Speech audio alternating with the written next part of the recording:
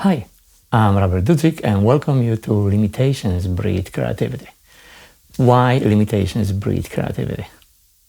Let me explain. It's a long story. And it all started a long time ago when I talked to my friend Derek, and I was always keep telling him then less is more, less is more, less is more. And I told him basically that the less tools I have, the more productive I was. So I figure, maybe they're going to be the title. Then Derek mentioned to me, he's like, yeah, it's an old saying, limitations breed creativity. And I said, you know what? I like it. And I asked him, can I use the title? And he said, no, it's like public. Everyone knows this thing. So I said, okay, so I use for this thing. So let me explain you the story behind this thing. When I came in 1990 to America, I was working, you probably heard this previous story, but about 1995, I decided I want to do something with music, with sound. So I invest my money, whatever I was making at this moment, and I buy myself first computer. And at this moment, I only have like 2 Lasix speakers, my gateway computer, monitor, and headphones. And I was starting learning this stuff. And to be honest with you, I have so little. And I become so creative because I basically learned all my tools, everything what was possible. And this time I learned about reverb, delay, all kind of compressions, all kind of effects. And I was starting doing fun, cool sound design, just having so little. And I was working pretty fast and was up to speed with everything. And pretty much this setup get me to the point where I am right now. And before what's today was happening interesting. I started to become successful and doing sound design. And I do a lot of sound designs for the radio stations all around the world. And I get basically financially to the point when I was able to buy anything I want. I go to like music store, I buy it. It's new software, I buy it. That's become bigger and I started clogging all this stuff around me and on my desk. And eventually it get to the point when all my desk was so loaded, then I was starting feeling like clustered. I feel like I'm going almost to like music store when you go to like pro audio department and everything is on. And basically I realized I was getting too much distraction and I was just getting the stuff because like, okay, looks cool, but where there was actually last time I used my Access Virus or I used my Moog synthesizer, what's next to me standing on like whatever, like anything what you see over my videos over the years, like was on my desk and basically there was just collecting dust and I just used maybe once, maybe 2 times a year. So why do I need this thing? It's just slow me down. There was too much distraction. So I decided to back to the basic where I have so little and I become creative. So I start with cleaning completely my desk. I take away all my extra monitors what I have. I replace with pair of Barefoots what I absolutely love them. And I take my NS10 Yamaha, everything, and I stop using this thing. And basically my setup, as you see right now, it's very basic, what you're gonna see in the video. I'm using 3 video monitors, 2 speakers. I have computer, keyboard, my mouse, and my C121 controller for my Steinberg. That's all I need. And I love this because each time when I come to my studio, I feel like I have brand new clean canvas and I'm starting from the scratch. It's nothing up front me what distract me. When I open my session, I'm not opening template. I open a new session and the new session it's empty and I'm starting everything from the scratch. And this means I'm not going to repeat myself. And less tools I have, faster I work. And same thing with plugins. I was buying so many plugins, so many instruments. And you see in my studio, I have a lot of analog great keyboards. And believe me, I love them. I use them once, maybe 2 times a year when I'm doing sound designs. Other side, I push them away from me because I want to have the space. And same thing come to the recording. I was getting crazy with recording gears, put so many things. And I realized, do I really need this stuff? And this video, I want to show you and teach you how little you actually need to become creative and also successful sound designer and make a eventually living of this thing. I don't give you guarantee it will happen to you, but you have a chance. And if you don't try, you never know. How the limitation breeds creativity is going to look. Its series will be a little bit different compared to the previous series, what I did, how I do what I did, or how I use what I use. When basically how I do what I do, there was a bunch of bits, when I recording different crazy stuff, sounds how I'm doing, and put together some with the music and show you some quickly things how I'm doing in the studio. And that was pretty much, that's it, 3, 4, 5 video. And I realized there's plenty enough to get you interest, but there was not enough to teach you anything. And since I was starting releasing these videos over my Instagram, getting in all social media, I'm getting so much messages. Do I'm taking intern? And can I come? Can I learn from you? Can I just sit in the studio and watching? And I come to the conclusion then I want to create the new series. And this is why I'm going to call this series Limitations Breeds Creativity. And there will be pretty big series. So if you want to learn, subscribe. And I will try release new video every 2-3 weeks max. I started filming everything in October. And since October to the end of April, I was filming pretty much every day. I filmed basically everything what I was recording at home with only a few microphones and maybe a couple pickups. I was using my Tascam recorder, the new Portacapture X, Rode microphones, long microphones, and that's it. No preamps, nothing. And this time, I decided I'm gonna document everything step by step, and the way how I film this thing, I film everything on multiple cameras. So I want to show you my sessions when I'm working, when I'm recording, from the perspective like you will be standing next to me in studio watching me. I spent like 7 months filming, and now starting releasing this thing. And each episode, what's going to be different compared from how I do what I do. I will be start with very quick introduction, what I'm going to do today. Then we're going to go to my full session, and the session could be 10 minutes, could be 20 minutes, could be half hour long. Because this is how long basically take me recording something when I was working. Because, when you're recording stuff, you're taking a lot of takes, and not every takes work, but sometimes if you repeat something, you're actually getting results. So like today's video is going to have, I think so, like 20-minute session. Then after this, I will be not talking, filming, and I will be not place any under music. I just gonna do narration over it, just almost like when you watch movie, like a director's do commentary. So basically, I will be talking to you about the microphones, what I'm using, and this thing, about how you finding your sweet spots, what I was focusing on, and what's my imagination telling me how I want to use the sound. And that basically will be go over my session. Then after this, I will take this session what I record, and I will bring to my workstation Cubase, and we're gonna start with editing, mixing, and you're gonna see again what's happened to the sound. It's me. You're gonna see step by step my process, which plugins I'm using, whatever my tricks and the editing, what I'm using, what's my favorite thing. And a lot of times, yes, I will show plugins, example stuff, what I get from the companies, who sponsor me, helping me. But to be honest with you and fair, I'm gonna show plugins, too, and other things, what I just purchased because I like them. And you're gonna see all kind of stuff, nothing's gonna be covered. And again, I will be not talking. You're gonna see my headphones, because I don't like mixing in headphones, I like mixing in my monitor. So instead after this, I just gonna recording narration, and during the video what I'm doing, I will be explaining you why I'm using this thing and doing. So it's pretty much like you in the class and you watching everything and you listen the professor who's gonna show you the presentation, except I'm not the professor, but I will do my best.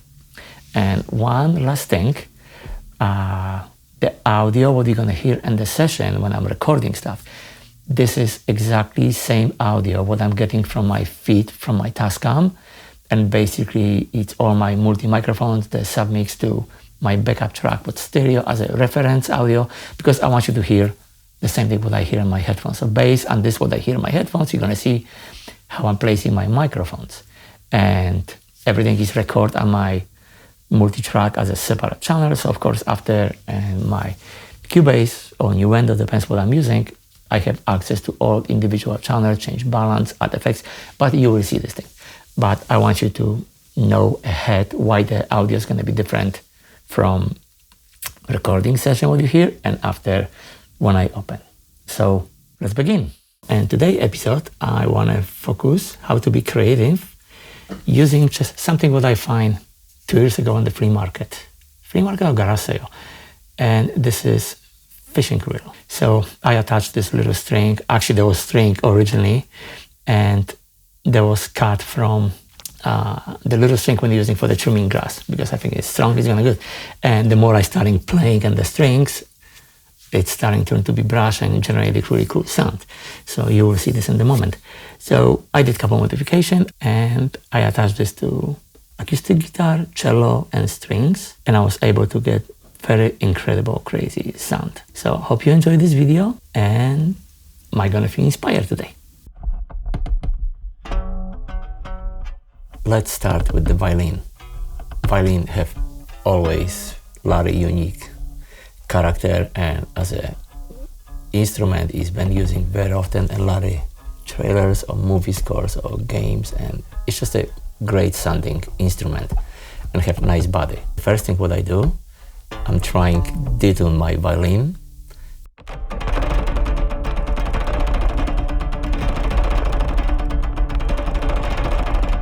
As you see, I'm using 4 microphone setup, and my main microphone in the center is the Rode NTG5, and I'm using this as my direct mic, and I choose this one because it's got very nice low end and just nice warm tone, and having this microphone and later in the mix downs let me position the sounds the way I want. If I want the sound be more in my face or farther, I can always using this mic. On my left and right side, I'm using Ushi Pro microphones attached to the goosenecks, and that's the microphones what give me the stereo image, the great sounding microphones, and they're working together with this Rode mic. And this mic just give me like a big wide stereo image. And of course, if I always want, I can control them and post and do even sounds wider. And my 4th microphone, actually it's a pickup, you see it's falling out right now because it's attached by a little suction cup. It's the Lom Audio Go phone, and that mic, it's dedicated to pick up specifically one thing, very low frequencies. A lot of times the instruments, you don't hear this, but they have the low tones inside. Just human ears just don't hear them well. But this microphone are able to pick up the resonance and the low frequencies. Between all of them, I'm pretty much recording full spectrum the sound, and you hear after in the post, it sounds just huge and phenomenal. Everything is directly connected to the Tascam Porta Capture X8 without any preamp. And now let's move to the guitar. Guitar have of course bigger body, so sound's gonna be deeper, more powerful. And again, first thing, I'm detuning the guitar because I'm not looking for the perfect guitar sounds.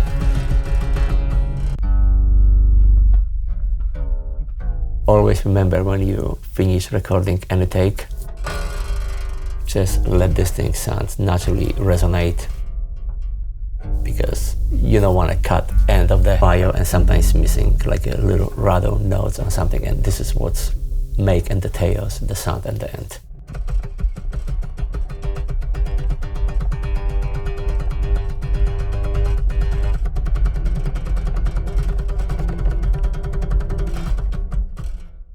Sometimes I feel like a kid when I'm playing with this thing, but the sound just inspire me and the device to creating some unique sounds. Like example, this one, I will definitely gonna go to creating big risers with the huge crescendo at the end, and probably adding some additional elements just to build the climax at the end.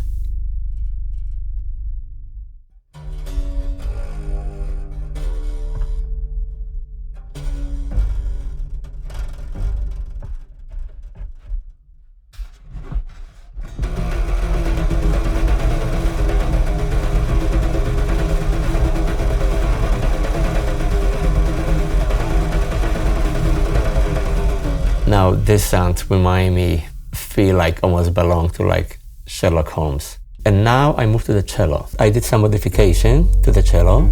I add some bass guitar strings and I replaced the wooden tuning keys with bass guitar keys. And now I have the sounds of the body of the cello, but I can tune any way I want.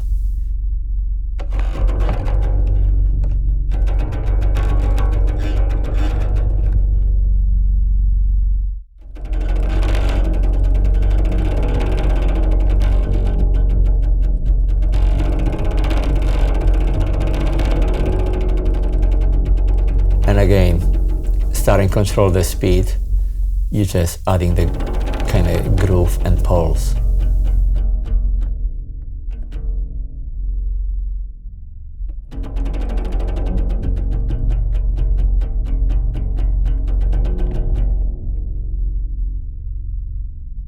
You see me when I'm bouncing my head, it's mean, okay, that's a cool sound I'm getting, and I know what I'm gonna do with the sound after.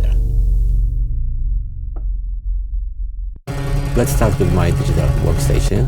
I'm working on Steinberg Cubase 12. That's the latest current version. So first thing what I'm doing, I'm starting a brand new session and I'm doing my settings and the same way how I record my sounds in Tascam, it means 96 kilohertz and 32 bits.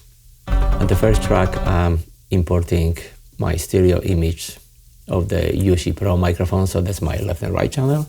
The next thing, I'm adding my shotgun Rode NTG5 and this is my center mic. And at the bottom, I'm adding the low frequency, low audio Gophone. And this is pretty much pretty cool balance for the sound, for the mixing. So what I'm doing right now, doing quick adjustments of the levels. And I'm bringing up and down the volumes and basically find out what's gonna sound the best. Now you see I'm working a lot in the center mic and it's only because the center mics give me the control if I wanted the sound having more in my face or more in the back.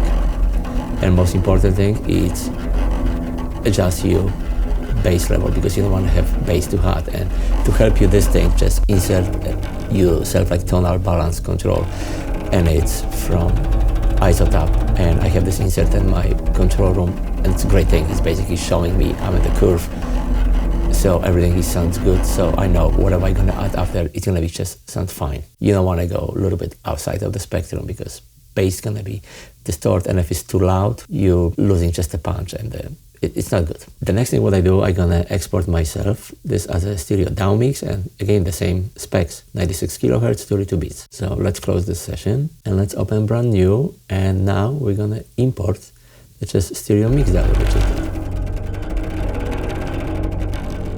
looks everything good. There's no any clipping, no distortion, and it sounds very clean. As you see, I'm not using any noise reduction. You don't have to actually. The recorder is doing a pretty good job, and if you have a pretty quiet room, you can get really great results. So now I'm editing the files, and pretty much when you see when the files starting editing out, this is where you're doing a cut, and you're picking up the selection of the files what you want to use from the take. The next thing I'm starting doing kind of a little bit trimming and fading out, and that's the process what you have to do manually. You can go and auto because each of the files have individual link and you just want to see the waveform and sometimes you have to listen or just treat them individually because you want to keep and preserve the details of the sounds even in the fading out because sometimes the resonate strings just adding so much cool character. So now we have it, and I will be normalize all my files to -6 dB. Just that give me enough room to adding my process to the sounds what's gonna start make the sound. So first thing on my channel, I'm gonna add Suit 2, and it's from the Oak Sound, and this is great plugin what basically eliminate for me all unwanted frequencies. And when you're recording metal or things, sometimes you just cover your ear because like, ow, that's the sound. It's like it's piercing. You don't want it. Something. It's unpleasant for your ears. And Suit 2 will do this for you. And I'm using just the like default factory settings. It's just work great for me at this moment. The next thing I'm gonna add from the Brainworks, Brain Ferment, and that's great plugin for eliminate all harshness of the sounds. And trust me, when you're recording any strings, any loud noises, cymbals, metals, you're always gonna get this harsh sound. So just a gentle open a little bit this thing and eliminate this thing, and making the sounds much more smooth. And again, more pleasant for your ear to listen. And now I'm ready to add my new addition to family, and it's uber loud from Boom Library. I don't know if I pronounce this correct, but this is German. But it's a phenomenal plugin.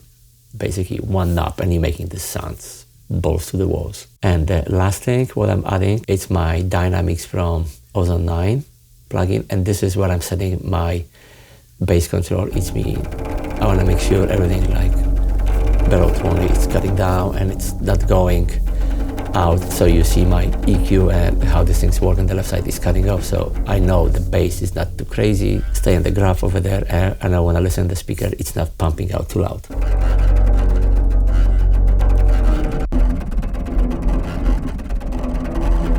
So you see cool things and overload too. Just bring this one knob out and you're bringing in the same moment like you low frequency, you adding more compression, more punch, and also it's calm with the eliminate noise of the clipper, what is actually very important thing. So just the one knob, you can bring this down and make big sound instead adding all kind of plugins to your chain and get the same results. I like what I hear. Let's do render all these individual sounds to the folder. And again, it's gonna render and my settings, what I have in my session. So you see the files get bigger, and let's close this session and open a new one. And now I'm gonna import Contact. And on the right side, you see I will be doing additions of the files. If that sounds good, what I wanna import. And for this purpose, I already pre-edit all the files from all the sessions. So I'm doing right now additions and categories, and you see how I label them too. I have pretty much 4 categories. There's large size, medium size, and small size, and effects. And effects could be like a quick spins or tuning. So now I transfer them to the Contact. And this is my little custom instruments, and let's do some additions and see how they sound like. This is my little custom instrument bowl for me, and it just helped me doing quick sound designs process. Instead going, clicking on each file, I have everything under my keys, and it's a phenomenal tool. Plus, I add like some extra bonus features, like example, like combo, when I'm mixing the straightforward sound with the reverse at the same time, and just adding a little bit reverb and listen to what's happening in the sound.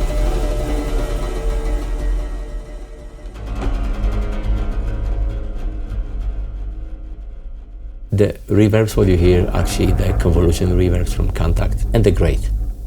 A lot of times I'm ending using them, but if it's something like specific, then I'm gonna switch to something different. I like adding my cutoff filter to my mod wheel, so I like to have in control this thing, because this adding so much character to the sounds, bringing down, make the sounds darker. When you open, you bring the brightness and you bring the organic elements of the sounds, and this is what made the sounds more unique.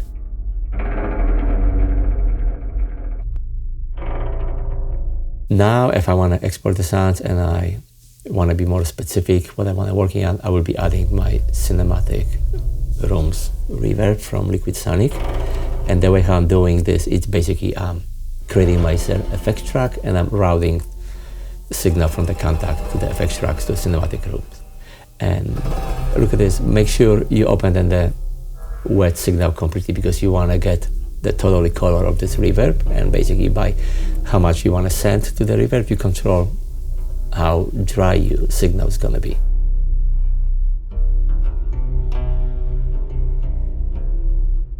And now what you see, I click record, and the Cubase the same thing. So there will be no moment, oh, I wish I would record this thing. It's digital, so everything is recording. So I will have the sounds, the way how I modify them, record and capture.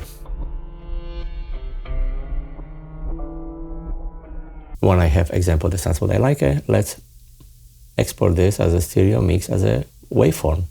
The same file, and again I'm doing 96 kilohertz, 32 beats. So let's add new addition, the effects, and that's one of my favorite effects to process my sound. It's Native Instruments guitar rig, and the way how I'm importing, it's and sending to the signal in the same way, creating effects tracks and routing my contact signal directly to the guitar rig.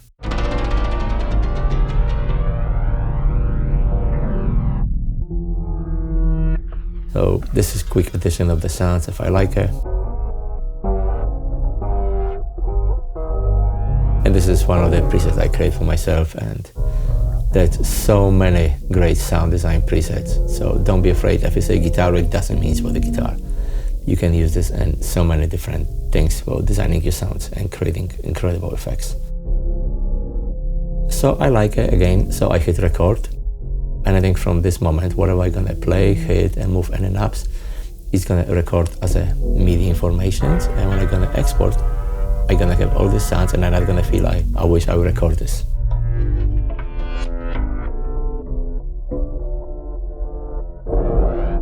And you should always recording your session, whatever you're doing, and then mingling with the sounds, because by accident, sometimes we creating a lot of great sounds. And let's again do the same process and export these files with these elements we just record. Now let's try another different preset. I have it from guitar rig, and this time we're gonna get more harmonics and make sounds more synthy with the organic.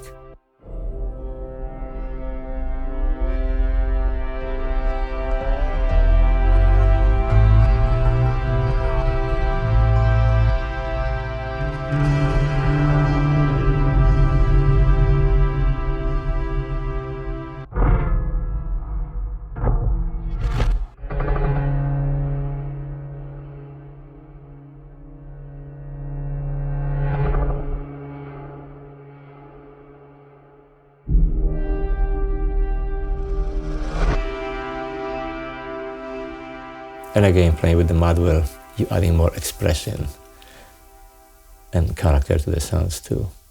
So now we have 3 different groups of the sounds, and let's export the latest group too, in the same format, how I said before. So let's start my final stage when I basically gonna start mastering the sounds what I just create. And let's start with import all these 3 different files, 3 different group sounds, what I have, and see the addition. Okay, that looks good. And gonna do the same process again. Trimming, quick edit, fade in, fade out. And select what sound you wanna use.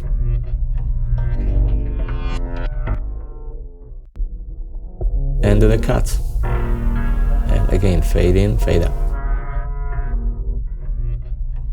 And I'm gonna go through everything because they'll be just wasting your time, but you're getting the idea.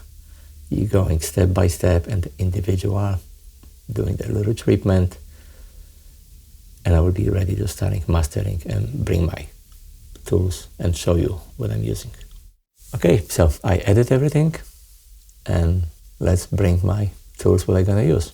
Again, first thing I did, I normalized mine at 6 dB, and then the first plugin what I did, I bring again Sud 2 because I was probably creating some unwanted frequencies. So it's make it pleasant. And the second after Sud 2, there will be uber loud from Boom Audio. After this thing, I will be give my Ozone 9 dynamics for the control bass. Then I will be do digital V3 EQ from the Brainworks and my maximizer.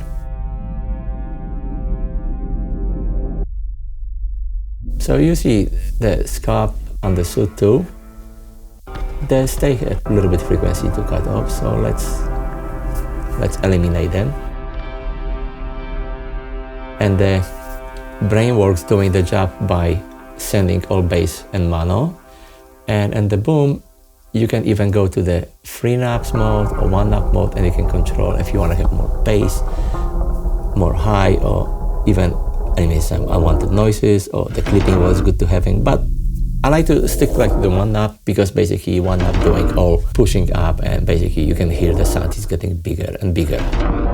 The last thing in my chain, there will be the Ozone maximizer, and this is basically almost working like with limiter, and make sure the sound is loud but not going too crazy, not too hot, and it's bigger.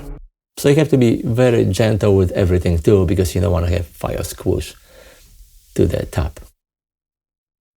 I think we're fine with everything with the settings what I have, so last process is select all of them and render them to my final master folder. And I will have the new elements to even use them as a standalone or overlay them, with still having a little bit room left to adding other additional process if they're gonna come combined with other effects.